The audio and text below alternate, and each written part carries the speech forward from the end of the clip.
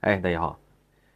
这几天呢，哈尔滨冰雪大世界退票事件呢闹得沸沸扬扬，网上已经有很多的视频博主在发这个事儿，基本上都是一面倒的批评那些退票的。对此呢，我说说我自己的一些看法，很有可能遭到很多人的抨击啊。有不同意见的都可以留言区讨论，不过请文明留言，不要人身攻击和讲脏话。我仅从商业的角度来聊聊我的看法。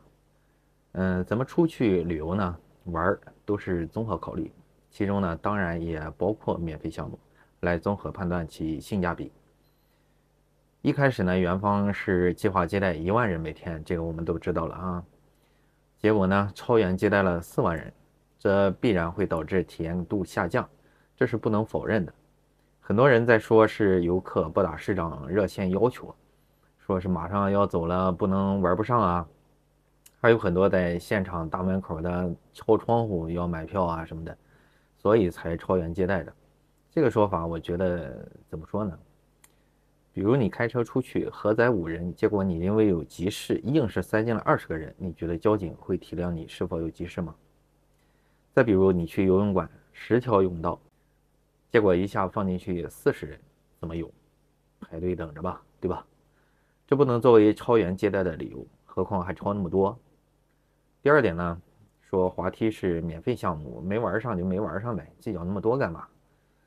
咱先不说别的，很多人是带着小朋友去玩的，小朋友嘛，应该有些大朋友临去之前在家里都和小朋友们说，那里有很大很大的冰滑梯哦。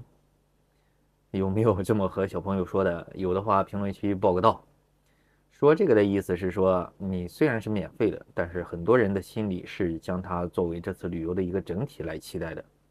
很多人拿这个和海底捞相比较，说什么没有免费的美甲你就不去吃啦？说这个还真对，就是有很多的顾客冲着免费的美甲、免费的科目三表演、免费的服务去的。我可以不做美甲，我可以不看表演，但是如果你没有，那还真不一定去。比如你去商场买东西，你身前的人买了都有赠品，就你没有，你说心里什么滋味？尤其是去之前呢，你就知道那里免费送赠品。第三呢，这个冰雪大世界是不是商业项目？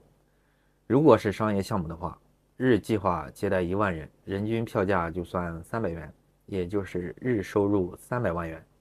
据宣传呢，这个冰雪大世界总耗资达到了35亿元，那么光回本就需要1166天，也就是需要3年才能回本。如果按照日接待4万人的超额收入的话，也需要291天才能回本，况且还只能运行2、3个月。所以呢，作为商业项目来说，这就是个赔钱的买卖。那么，如果这个冰雪大世界不是个商业项目，而是当地文旅打造的一张旅游名片的话，那么就能解释得通为什么赔钱也要做。但是，旅游业说到底也是服务业，想要通过打造的旅游名片来带动当地的经济，那么体验是最重要的。没有人会愿意花钱去买不痛快。服务至上仅仅只是一句口号吗？全国各地的旅客们、游客们，千里迢迢来到这里游玩，都是奔着一个好心情、好体验来的。咱先不说冰天雪地的排队几个小时玩不上，体验感怎么样？因为有些人拿迪士尼啊、环球影城啊什么的来做比较，说那里排队几小时，你怎么不喊退票？说小土豆没素质。首先呢，你去迪士尼啥的，要求看看会不会超员接待你入园。去大门现场敲窗试试，他们会不会加售超过3、4倍的门票给你？退票这个事儿要看什么人，有些浑水摸鱼，玩完了还要退的，确实不道德，有啥说啥。第四呢，就是这个事情可以去问问哈尔滨文旅的领导，你看看他们会怎么说。明年还会不会欢迎全国各地的游客们来玩？不过当地文旅已经发布了回应，首先就是承认服务没有做好，这是态度，没有回避，勇于承认，及时改正，不能把好事做砸了，不是吗？而且呢，东北人的热情好客，服务人员的细心关怀，也给很多的游客呢留下了温暖的印象。第五，服务没做好就是没做好，不能用其他的理由来掩饰。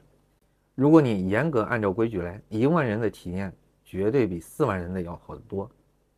其次，第一点做好了就没有后面的糟心事儿了。当地是希望通过这样的景点来吸引全国各地的人们来旅游消费，拉动经济的。各地的旅游者们也是希望通过这次的旅行来欣赏美景和体验平时体验不到的经历的。所以呢，当地文旅做的反应还是很正确的，也希望这件事能提醒大家，服务做好才能赢得顾客，服务不好，哪怕你是仙境，也不会有人愿意前往。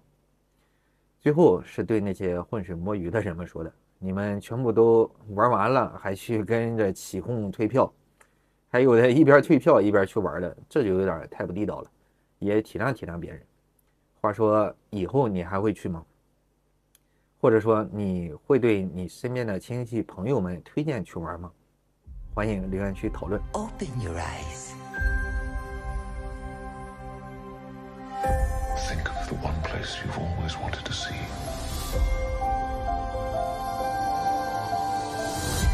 This is where our magic comes from?